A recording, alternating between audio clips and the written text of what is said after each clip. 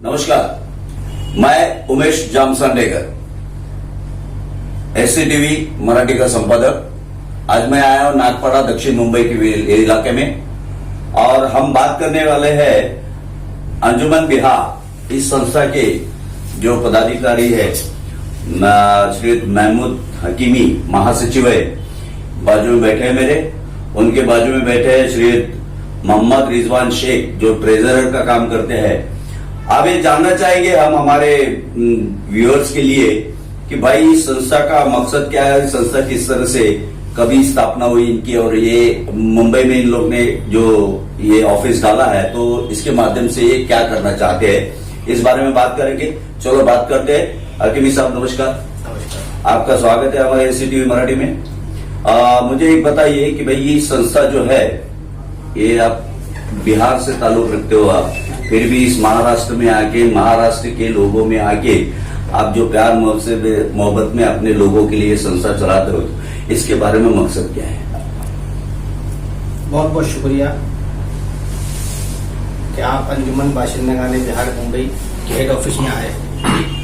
सबसे पहले तो आपका इस्तकबाल है कि आप जैसे मीडिया वाले ही हम लोगों को दिखाते हैं और आपके मीडिया के जरिए ही आप जैसे सहाफ़ी हजरात की वजह से हम लोग की हौसला अफजाई भी होती है, हम लोग सही काम कर भी पाते हैं। अब रहा सवाल अंजुमन बाशिंदगाने बिहार। अंजुमन बाशिंदगाने बिहार को बिहार के जो पुराने लोग थे, 42 साल पहले बम्बई आए, उन लोगों ने 1 रुपया 2 रुपया 4 रुपया चंदा करके, हमारे आबा व अजदाद ने, बिहार के हमारे पुराने लोगों ने इस अंजुमन की बुनियाद डाली। और पहले इसकी ऑफिस जो है वो किराफर मार्केट बम्बई में पाटका मेंशन में हुआ करती थी उस जमाने में। आहिस्ते आहिस्ते लोग जुड़ते गए, कारवा बनता गया। फिर 2002 में ये ऑफिस अंजुमन बाशिंदगाने बिहार मुंबई के हेड ऑफिस नागपाड़ा राजा बहादुर बिल्डिंग में, अल्हम्दुलिल्लाह अंजुमन के जिम्मेदारों ने, बिहार के रहवासियों ने दिल खोल के मदद की। आज ये ऑफिस अल्हम्दुलिल्लाह अंजुमन की खुद की अपनी ऑफिस है। इसी तरह धरावी में हमारी ब्रांच ऑफिस है, शाखा है हमारी 90 फीट रोड पे।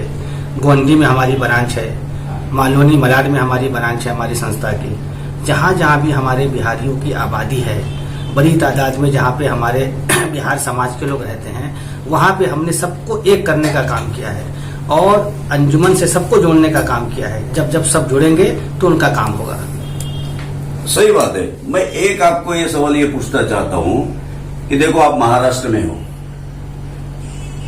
आपको क्या लगता है कि महाराष्ट्र की जो महाराष्ट्रियन जो संस्कृति है यहाँ की, आपको लगता है कि हमारे जो बिरादर हम जो यहाँ आए हुए हैं, क्या हमें महाराष्ट्र में ऐसा जो हमारे मातृभूमि ने हमें प्रेम दिया है उसी तरह हमें हमारे लोगों को इस यहाँ प्यार भरे नजरों से देखा जाता है, रखा जाता है? बिल्कुल, हम पैदा तो हुए बिहार में, लेकिन ये हमारी कर्म भूमि है और कर्म भूमि का हम बहुत मान सम्मान करते हैं और डर खौफ नहीं। हमको जितना मान सम्मान बम्बई शहर वालों ने दिया है, यहाँ की सरकार से हमको ताउन मिलता है, हमारे बिहारी समाज के लोगों को, वो हम बयान नहीं कर सकते हैं। रहा सवाल गाहे बगाहे कुछ सियासी लोग अपनी रोटी सेकने का काम करते हैं, बिहार समाज के लोगों को हरेसमेंट करने का काम करते हैं, यूपी के लोगों को हरेसमेंट करने का काम करते हैं, लेकिन ये वक्ती रहता है कुछ देर के लिए, उससे कोई डरने वाले नहीं है। बिहार समाज के लोग बहुत मजबूत है अल्हम्दुलिल्लाह, और किसी से हम डरते वरते नहीं है। सब चीज का मुकाबला करने के लिए हम सक्षम हैं। सही बात है। तो अभी इन बिहारी जो लोग हैं, आपको तो मालूम है, आपने अभी बताया कि सियासी लोग इसका फायदा उठाते हैं और बहुत से अपने बिहारी जो जिनके दिल में रहता है ना नेता बनना जल्द से, तो वो नेता बनने के लिए अपने लोगों को बहकाव में लाके किसी पार्टी के थ्रू लेके जाते हैं। मैंने अभी नाला सोपारा बने, बम्बई में सब जगह मैं घूमता हूँ, भिवंडी है, माला अपना औरंगाबाद है, नागपुर है, सब जगह मैं घूमता हूँ। सब जगह बिहारी के बिना एक ऐसा डिस्ट्रिक्ट नहीं है कि जहाँ बिहारी नहीं है। ये मैं महाराष्ट्र में आपको बता, आपको इसलिए बोल रहा हूँ कि मैंने बिहारियों को नजदीक से देखा है। बिहारी बहुत मेहनती रहते हैं। दूसरी एक बात है कि घर से अलग रहने की उसकी हिम्मत रहती है। घर के लिए मेहनत करके कमा के घर के पाल पासने की उसके पास हिम्मत रहती है। वो बहुत दूर रहता है, फिर भी अपने मिट्टी के साथ में जुड़ा हुआ रहता है। मेरा मकसद ये था कि जो महाराष्ट्र में बीच बीच में जो ये जो आ जाता है काल, जैसे बिहारी है, उत्तर प्रदेश, उत्तर भारतीय है, इनके वजह से हम पे अन्याय हो रहा है, ये हो रहा है, वो हो रहा है। देखो जो हमारे संघ राज्य में तो ये यही निर्मिति हो रही है देश की कि भाई एक एक राज्य भाषा के आधार पे बनाया गया है। यही तो इस देश का दुर्दैव है। इस घटना के बारे में ये तो देश का दुर्दैव है कि भाषा के आधार पे बनने के बजाय अगर वो मानवता के आधार पे बनता था या संस्कृति के आधार पे बनता था तो मुझे लगता है कि देश में ये बगावत नहीं होती थी, कोई किसी से अलग नहीं होता था जात धर्म से।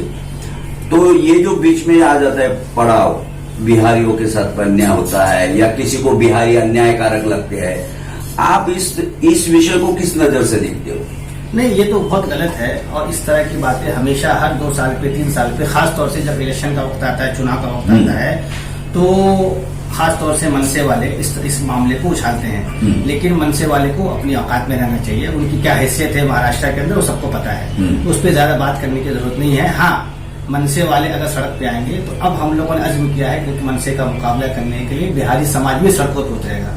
एक बात। दूसरी बात रहा सवाल, आपने कहा कि मुंबई शहर में इलेक्शन होता है, महाराष्ट्र में इलेक्शन होता है, पूरी इंडिया हर जगह इलेक्शन होते हैं। इलेक्शन में हम लोगों के पास हर सियासी पार्टी के लोग आते हैं हमारी संस्था के पास, क्योंकि इसके लाखों बिहारी मेंबर है, पूरे मुंबई में बसे हुए हैं, पूरे महाराष्ट्र में फैले हुए हैं, आते हैं, हमको लॉलीपॉप भी देते हैं, हमको बहकाते भी है वो, लेकिन हम तो बहकते नहीं है।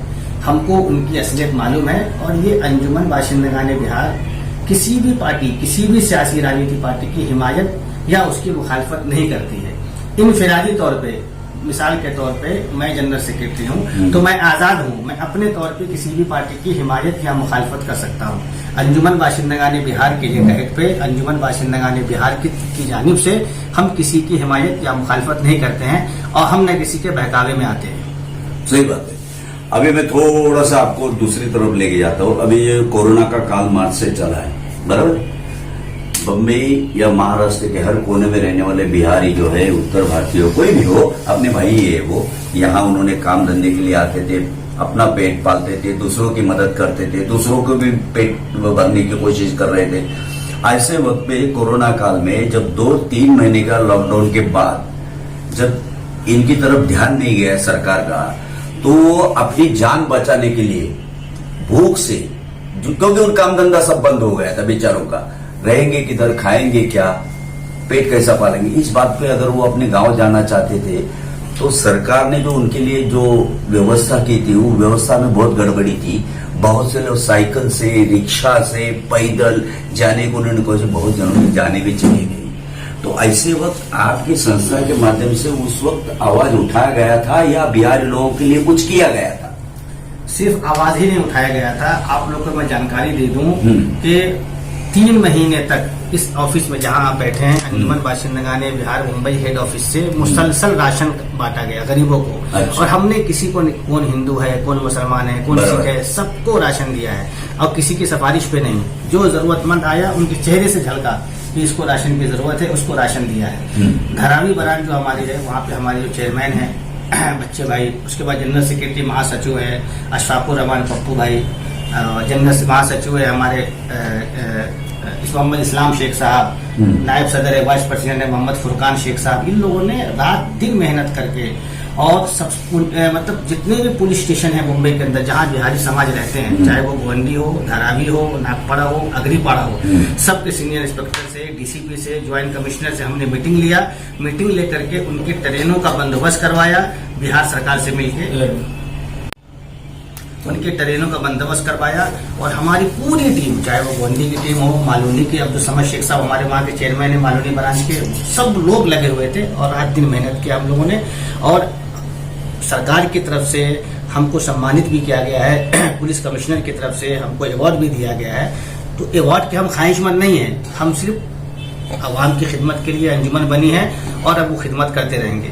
बिहार सरकार को भी पत्र लिखा था हमने उस वक्त। बिहार सरकार की जो बिहार फाउंडेशन है उसने निकम्मापन किया, उसने बिहारी समाज के नाम पे करोड़ों रुपए लिया, लेकिन वो पैसा बिहार मुंबई में जो बसने वाले बिहारी समाज है उनको बिल्कुल नहीं दिया गया है। तो हमने वो लड़ाई भी लड़ी है, गवर्नर से भी हमने मुलाकात की है तो हमसे जितना हो सकता था हमारी टीम से हमने हद इम्कान कोशिश किया है कि हमारे बिहारी समाज हमसे मुतमईन रहे, और उनको हमने बड़ी तादाद में गांव भेजने का इंतजाम करवाया है। ट्रेन से ही हमने भेजने का इंतजाम कराया है, कुछ लोगों को बस से भी भेजा हमने, अपने अपनी जैसी हमको सहूलत हो सकती थी। हाँ जी, अपनी तरफ से आपने बहुत कोशिश की कि भाई हमारे लोगों को तकलीफ ना हो, वहां तक अपने घर तक पहुंचे। चलो ठीक भाई। अभी दूसरी बात जो है कि अभी जो आप किसान आंदोलन देश में चल रहा है, आप देख रहे हो, उसमें राजनीति हो तो उस बात को छोड़ दो। ऐसे कहा जाता है, मैंने डिबेट बहुत सुनी किसान आंदोलन की, मैं उस बात पे नहीं जाता कि किसान को क्या चाहिए और सरकार क्या देना चाहिए। मैं इस बात पे जाना चाहता हूं कि सबसे गरीब जो किसान है वो कैलकुलेशन बताया गया है कि बिहार का है। एमएसपी के मामले में लूटाया जाता है बिहारी ये जो किसानों को। तो ऐसे मामले में बिहार का किसान इस आंदोलन में कहीं कुछ दिखाई नहीं दिया, ये क्यों? आपके इन्फॉर्मेशन के लिए बता दूं मैं कि बिहार का किसान भी सड़कों पे उतर बहुत बड़ी कहीं दिखाई हाईलाइट नहीं हुआ। बहुत बड़ी मेरा कहना ये था। दिल्ली में भी बहुत सारा गया है बिहार से, गए बहुत बड़ी तादाद में ट्रैक्टर एक बार एक थोड़ी रोका रहो, देखो गए तो सब भी गए, दिखाया किनको? पंजाब, हरियाणा, छत्तीसगढ़ और पश्चिम उत्तर प्रदेश, वहां पर नहीं इनको दिखाया। महाराष्ट्र से भी गई, महाराष्ट्र से गए, कर्नाटक से भी गए, लेकिन ज्यादा फोकस इन लोगों के ऊपर किया गया। इसलिए किया गया कि वहां पे उन लोग की जगह पे है, पंजाब दिल्ली जैसे एक ही जैसा है, इसके लिए मतलब उनका ठिकाना है, इसलिए उनको बताया गया है। लेकिन बात ये हो जाती है कि सबसे एमएसपी और सबसे नुकसान जो होता है वो बिहारी किसानों का होता है। ये पूरे एनालिसिस में, जो मैं पॉलिटिकल बात नहीं कर रहा हूं, मैं उन लोगों की बात कर रहा हूं जो कृषि उद्योग में, कृषि खाते में जिनको ज्यादा जानकारी है, उन्होंने कहा कि सबसे कम उत्पन्न बिहार किसानों को मिलता है। अगर वो 100 रुपए का अगर अनाज ये करता है तो उसको सिर्फ 40 रुपए मिलते, 60 रुपए का घाटा हो जाता है। बेचारा मजबूर हो जाता है उसको मंडी में बेचने के लिए। उसकी तरफ बिहार सरकार ध्यान नहीं देती है, क्योंकि ये जो विषय है ना कृषि का, वो हर राज्य का विषय, केंद्र का विषय नहीं है। हर राज्य में अलग अलग किसान खेती होती है। तो बिहार की जो खेती होती है, बिहार के जो किसान है, उसके बारे में आप उस सरकार से क्या बात करोगे? उनके किसानों को भी राहत कैसे दोगे? नहीं, पहली बात तो यह है कि वहाँ के जो अपोजिशन लीडर है तेजस्वी यादव जी, उन्होंने वो सड़कों पर उतरे हुए हैं 2 हफ्ते 3 हफ्ते से वो सड़कों पे है। तमाम अपोजिशन पार्टी, बिहार की जितनी भी अपोजिशन पार्टी है बिहार सरकार के से, सब लोग सड़कों पे और सब लोग उसके खिलाफ एहतजाज कर रहे हैं। यहाँ से तेजस्वी यादव खुद नवेड़ा गए थे, सिंगू बॉर्डर गए थे, तो उन्होंने जाकर के अपना एहतजाज दर्ज कराया है। बम्बई में आजाद मैदान में 2 हफ्ते पहले एक बहुत बड़ा प्रोग्राम हुआ था, किसान रैली हुई थी। उसके अंदर अंजुमन बाशिंदगाने बिहार के हजारों लोग बड़ी तादाद में, गोवंडी से, धरावी से, बानूनी से, हमने बस का भी इंतजाम करवाया था। सब लोग बड़ी तादाद में वहां जमा हुए थे। तो बिहारी हर जगह अपने हुकूक के लिए, किसान के हक के लिए लड़ने को तैयार है, आवाज बुलंद करने को तैयार है और कर रहा है अपने तौर पे। अच्छा, एक लास्ट सवाल आपसे पूछता हूँ, बिहार से ताल्लुक रखते हो, इलेक्शन का जितना कवरेज मैंने बिहार का किया है, और मैंने बिहार के ऊपर इलेक्शन रिजल्ट लगने के पहले एक वीडियो निकाला था, उसमें मैंने क्लियर बोल दिया था कि राजा और लोकल प्रजा का नेता दोनों पे मात करके इस 31 साल के छोकरे ने एक इतिहास रचने जा रहा है। ऐसा मैंने एक इंटरव्यू निकाला था। इसलिए मैंने निकाला था क्योंकि मैं जो रोज इलेक्शन की जो देख रहा था, पढ़ रहा था, लाइव डिबेट देख रहा था, लाइव जो एक्शन देख रहा था वहां भी का क्या हो रहा है, उसमें कहीं भी ऐसा नहीं लग रहा था कि भाई भारतीय जनता पार्टी एक तरफ से बड़ी पार्टी बनेगी, कहीं नहीं लग रहा था। रही बात नीतीश कुमार, तो नीतीश कुमार का पूरा प्रचार भारतीय जनता पार्टी के दबाव में दिख रहा था। उसकी जो बॉडी लैंग्वेज थी पूरी भारतीय जनता पार्टी के दबाव में दिख रही थी। इसके बावजूद भी ऐसा क्या चमत्कार हुआ कि तेजस्वी यादव को इतनी सीट कम मिल गई? कम से कम मेरे ख्याल से 30 से 35 सीट का फर्क गिरा मेरे हिसाब से। मैंने जो लगाया था उसमें आइए तो तेजस्वी यादव 110 तक दिख रहे थे इन लोग यूपीए वाले, मुझे जो कैलकुलेशन मेरा था वो। लेकिन ऐसा क्या हो गया? क्या तेजस्वी यादव को उनकी यूपीए के सरकार के जो पार्टनर थे उनकी ताकत कम मिल गई या प्रचार में उसके सहभाग में कुछ गलती हो गई? नहीं, न प्रचार में कमी थी, न तेजस्वी यादव के मेहनत में कमी थी। उन्होंने बहुत मेहनत किया। पूरी यूपीएस एनडीए सरकार के बड़े बड़े मिनिस्टर्स लगे थे उनके खिलाफ। 18 हेलीकॉप्टर एक तरफ थे। तेजस्वी यादव पहला आदमी ऐसा था इस नौजवान को देख करके बिहार के लोगों को, बिहार के नौजवानों को हौसला मिला और उसने कहा था अगर आज वो सीएम होते तो आज जो बेरोजगारी का आलम है बिहार के अंदर वो नहीं होता, क्योंकि तेजस्वी यादव खुद नौजवान है और नौजवानों की आवाज बनकर उभरे थे। और हम लोग सब इस उम्मीद में थे कि अगला सीएम हमारा तेजस्वी यादव होगा, लेकिन इख्तिदार के नशे में इन लोगों ने गोलमाल करके उनको सीएम बनने नहीं दिया।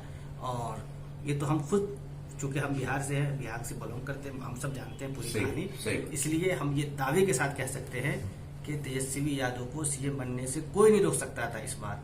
लेकिन ये सिर्फ कुर्सी का खेल है और मोदी साहब को इसका पूरा क्रेडिट जाता है, अमित शाह को पूरा क्रेडिट जाता है। उन लोगों ने गेम कर दिया उनके साथ।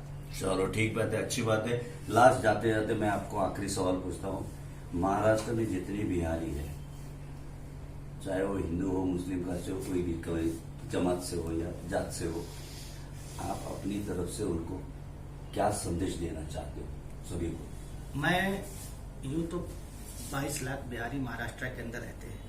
मैं सिर्फ सबको एक ही बात कहना चाहता हूं कि हम लोग सब एकजुट रहे, हम लोग मुत्तहिद रहें। जब मुत्तहिद रहेंगे तो हम किसी भी बड़ी आफत का मुकाबला कर सकते हैं। छोटे मोटे मसाइल आते हैं तो हम किसी का रास्ता बता सकते हैं। अगर किसी की माली तौर पे मदद नहीं कर सकते हैं तो कम से कम उनकी रहनुमाई, उनको गाइडेंस तो कर सकते हैं। तो मेरा सबसे ये कहना है कि आप लोग सब मुत्तहिद रहें। अंजुमन बाशिंदगान बिहार मुंबई से जुड़े, उनके मेंबर बने।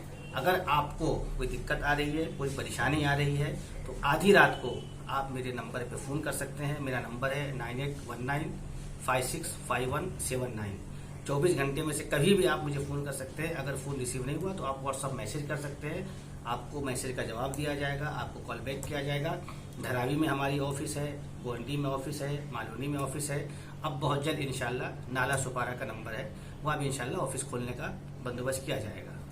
धन्यवाद, आपने हमारे चैनल पे आके जो संदेश दिया, हमसे बातचीत की। मैं उमेश जामसंदेकर, कैमरामैन फिरोज भाई के साथ में।